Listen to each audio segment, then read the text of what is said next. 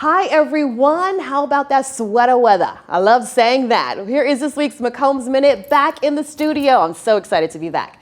In the news this week, Assistant Professor of Marketing Adrian Ward has been featured in MSN and dozens of other publications, highlighting his new research about how Google makes us feel smarter than we really are.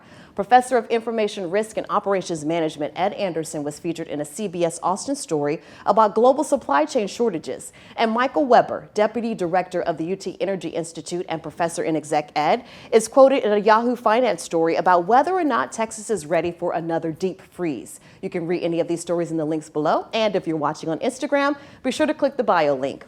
In our big ideas, we're highlighting an older piece of research from Professor of Marketing Raj Raghunathan. He talks about if you grew up in the era of cleaning your plate at dinner, you might be interested to learn that that idea of not wasting your food could backfire. You can read more about his research in the link below. And in the McCombs calendar, the Women Business Leadership Symposium is coming up on November 19th. Click the link to register and check out plenty more McCombs events. That's this week's McCombs Minute. Have a great rest of your week, everybody.